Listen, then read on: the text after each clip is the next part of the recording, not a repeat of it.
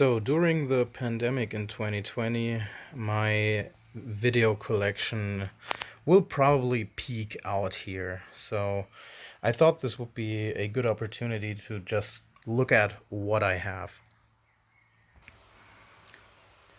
I will go over the things in the order that I see them. Right here we have the case for a Panasonic NV-MS1 video camera. This is a full-size Super VHS linear audio camera. I think it was the first SVHS model that Panasonic offered back in 1991. It's somewhere between 90 and 92. I can't remember right now. Anyway, it's nice. It's nice to have one of these laying around, and in fact, I actually own every single accessory to this camera, the included ones and the optional ones. So this is basically just a collector's item. Next, we have this 1983 Sony KV-2224ES Trinitron TV. This comes from a time when basically nobody in Germany bought Sony, and these are pretty rare to find. I just picked this one up last week.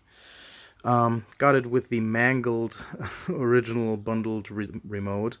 It's really not in good shape. I tried to paint over it, but looks can't be deceived.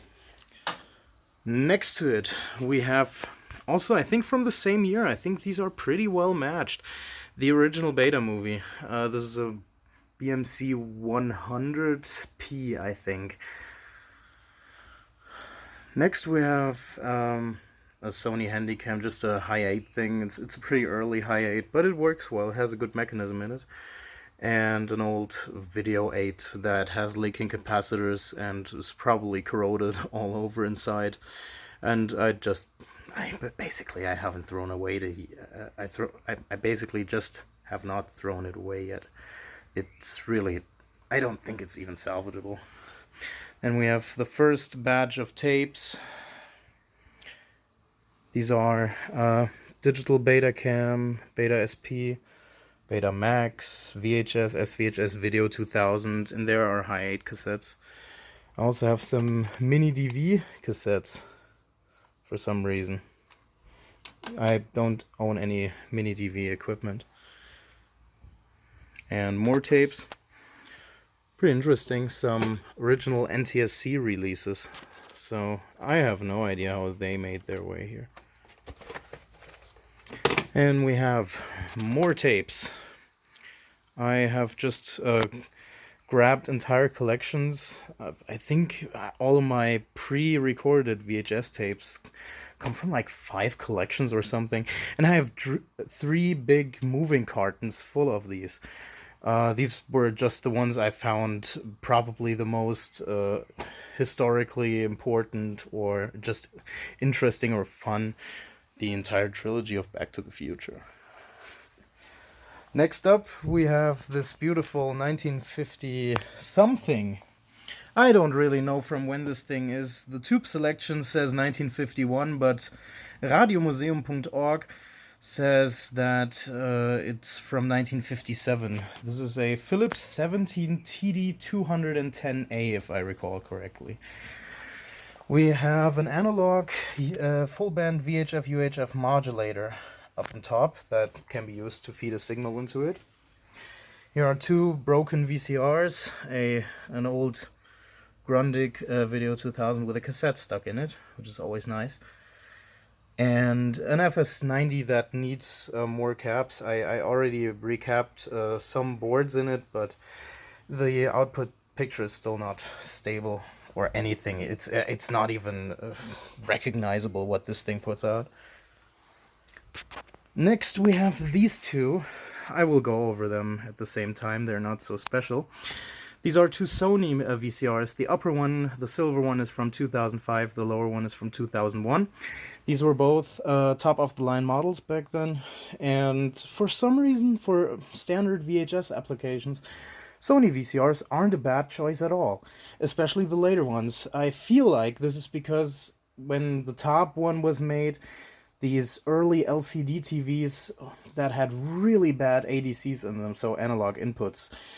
And I think these VCRs were just built with these TVs in mind, so it would produce a picture that would actually not drop out on a crappy ADC.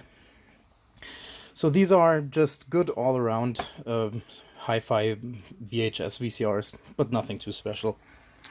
Below that is my 1981 or 82 Betamax C7. This is a revision D model, I think. I don't even know if this is the official naming of these, but you know, when it says C7, it's a later model. It needed 3 caps and 2 belts or something, and it was running perfectly. These oh no, and I replaced all of the 20 switches in the tuner right here. This was a little pain in the ass, but it worked out. Below that we have 2 Sanyo Betamaxes, VTC 9300s. These are both working technically, though both of them need capacitors and both of them need belts. It's just, they work, trademark, but I wouldn't guarantee for them. So these are just collector's items. Also, I don't really use them. Next we have this Philips VR1000, the first SVHS component VCR that we're looking at today. This is, if you ask me, it's the best SVHS machine. There will be many people arguing against me for the Panasonic SVHS machines. And as you can see, I am very fond of Panasonics. I have a lot of Panasonics here, but this Philips has some aces up its sleeve. Like all the time-based correctors in the Panasonics only have a Luma TVC active, no chroma TVC, meaning that the color overlay over the Luma image is dependent on the rotation of the video head being perfectly straight, and the head drum can't flutter in a way, or the bearings have to be perfect, otherwise you will get color streaking. Is it called streaking? I don't know. It's when the color moves out of the area it should be in. Anyways, this thing has a digital TVC implementation that has never let me down. It always produced a perfectly stable and really nice and sharp image. This is the sharpest VCR I have. I even tested it with test patterns. It's really good. You should try one of these if you never did. Then we have the HS900, and my phone battery is running dead, so this means I will probably split this up into a 2-parter.